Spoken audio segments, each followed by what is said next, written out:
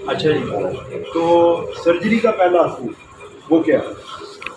किताबों में अक्सर पहला असूल लिखा हुआ होता है। ये कि पहले इन्वेस्टिगेशन कर रहे हैं, आपने करना क्या है? सर्जरी का पहला असूल ये है कि whenever you find a lymph node, involved lymph node, always check the draining area. Yes sir. ठीक है?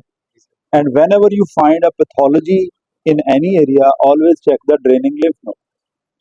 ये पहला असूल है ना सर्जरी। जी सर। क्या है? Sir when you find pathology check the draining area. Area और लिम्फ नोड मिल जाए। हाँ, और अगर कहीं पे कोई पैथोलॉजी नजर आए तो उसके ड्रेनिंग लिम्फ नोड को आपने जरूर देखना जी है। सर। ये पहला असूल है। Yes sir. और दूसरा असूल क्या है? दूसरा असूल ये है कि whenever you are examining a part of the body and it has got a contralateral part, yes sir. मतलब राइट साइड पे आपने कोई देखा है और लेफ्ट पे भी है, always do a comparison. ये दो पक्के पक्के असूल हैं यस सर्जरी सर। या एग्जामिनेशन के कह लें। जी सर। तो ये इस पेशेंट को एक्जिला के अंदर एक स्वेलिंग है, यस तो सर। अब कौन कौन से एरिया देखेंगे? शाबाश बताओ। अब अपोजिट साइड में मैं देखूंगा। ठीक है, इसी में नहीं, पहले तो ड्रेनिंग एरिया बताओ ना, क्या देखोगे? सर ब्रेस्ट देखूंगा पेशेंट के। पहला अपर चेस्ट देखेंगे, शाबाश। ठीक है। और लिम्फ देखूंगा। ये वाला पूरा लिम्ब देखेंगे, Yes, sir. Starting from the hand, hands. Yes sir. और सारे का सारा आप लिम्ब देखेंगे। और Yes, क्या sir. देखेंगे? फ्रंट ऑफ द चेस्ट हो गया, बैक ऑफ द चेस्ट हो गया। ठीक है, ड्रेनिंग एरिया यही बनते हैं, कोई और भी हो सकते हैं? नहीं है सर। ड्रेनिंग एरिया यही है। ठीक है, अच्छा। और क्या देखेंगे फिर? कॉन्ट्रालेटरल साइड देखेंगे। कॉन्ट्रालेटरल साइड भी देखें, वहां पे कहीं और लिम्फ नोड तो नहीं है। अच्छा, दूसरा लिम्फ नोड का जो रूल है, if you find a one lymph node in a body, always check. अगर एक लिम्फ नोड मिल गया तो सारे लिम्फ नोड जरूर देखना। एक लिम्फ नोड मिल गया तो सारे lymph node along with the lymphoid organ. Lymphoid organ क्या होते हैं? सर स्प्लीन हो गया। देखा है सारा कुछ इसमें? जी सर देखा है। दूसरी तरफ लिम्फ नोड है? नहीं सर। दूसरी तरफ लिम्फ नोड नहीं है। स्प्लीन पैल्पेबल है? नहीं सर, पल्पेबल नहीं है। अल्ट्रासाउंड करवा लिया? अल्ट्रासाउंड एब्डोमेन नहीं, चेस्ट का हुआ है। पाम पे सर अच्छा। बर्निंग सेंसेशन भी है 11 डेज से। अच्छा, इधर भी है और इधर भी है। Yes sir. हाँ, अच्छा। ये हमने स्किन वालों को दिखाया कि नहीं? ओपिनियन ले लिया? चले चले ठीक है। अब हमने क्योंकि एफएनए करवाया है, उसमें कोई कंक्लूसिव नहीं है, तो we will go for the excision biopsy. Excisional biopsy. ठीक है, क्या क्या एक्सीजनल और इंसीजनल बायोप्सी में क्या फर्क होता है? सर एक्सीजन में ना हम पूरा सारा वो निकाल देते हैं। बायोप्सी वैसे कौन कौन सी टाइप की आपने देखी हुई है या सुनी हुई? सर ट्रू कट बायोप्सी होती है। ट्रू कट बायोप्सी वो क्या होती है, कैसे करते हैं? सर ट्रू कट नीडल से लेते हैं। ट्रू कट नीडल होती है जो अंदर में उसके कटर होता है और आप उसके जरिए से बायोप्सी ले सकते हैं। शाबाश। और दूसरे सर इंसिजनल बायोप्सी होती है। इंसिजनल बायोप्सी वो क्या होती है? सर उसके ना सॉइलिंग में जो एक इंसिजन देके उसका पार्ट निकालते हैं। सारे टिश्यू को नहीं निकालते, आप छोटा सा पार्ट ऑफ द टिश्यू निकालना, इसको इंसिजनल बायोप्सी कहते हैं।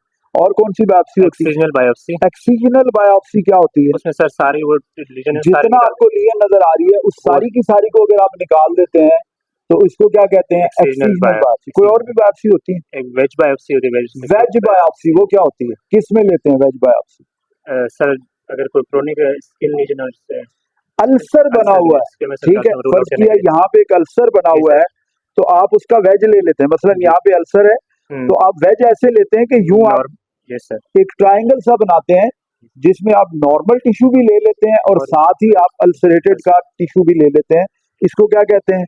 Wedge biopsy. और कौन सी होती है बायोप्सी? पंच बायोप्सी। ये कहाँ पे लेते हैं पंच बायोप्सी? एनल ग्रोथ है तो आपके पास पंच बायोप्सी फोर्सेप्स होता है। It is just like a punch. Punch देखा है आपने? ट्रेन में सफर किया आपने? ट्रेन में टिकट चेकर को देखा है पुराने वक्तों में, आजकल नहीं। आजकल तो वो साइन करके जाते हैं ना। पुराने वक्त में जो टिकट होता था ना, उनके पास एक पंच सा होता था, वो यूं पंच करते थे, उसमें सुराख हो जाता था कि जी ये चेक हो गया। तो पंच बायोप्सी भी उसी तरह की होती है कि पंच ले लिया और वहां से बायोप्सी ले ली, that is called as punch biopsy. और भी किसी बायोप्सी का नाम सुना? शेविंग क्या होती है? शेविंग बायोप्सी किस में करते हैं? शेविंग शेविंग बायोप्सी ये होती है कि आपका जो जैसे मेलानोमा के पेशेंट में बाज दफा एक एक्सटेंडेड सा एरिया होता है तो तो उस सारे को आप शेव कर लेते हैं, तो इसको शेविंग बायोप्सी कहते हैं, ठीक है। So these are the different type of biopsies. इसके अलावा भी होती है, वो होती है एक तो FNAC होती है ना, एक होती है जो सक्शन के साथ करते हैं FNOB, वैक्यूम असिस्टेड जिसे कहते हैं, वैक्यूम असिस्टेड बायोप्सी एक होती है जो कि CA ब्रेस्ट में जहाँ स्कारिंग हुई हुई होती है उसमें लेते हैं। उसका क्या फायदा है?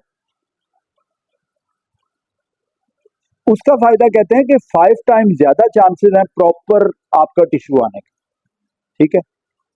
तो वो भी बायोप्सी आप कर लेते हैं, ठीक है। तो ये डिफरेंट टाइप ऑफ बायोप्सीज है जो आप ले सकते हैं। तो इसमें हमने कौन सी बायोप्सी करनी? एक्ससीजनल बायोप्सी। हम इसमें ट्रू कट क्यों नहीं कर रहे?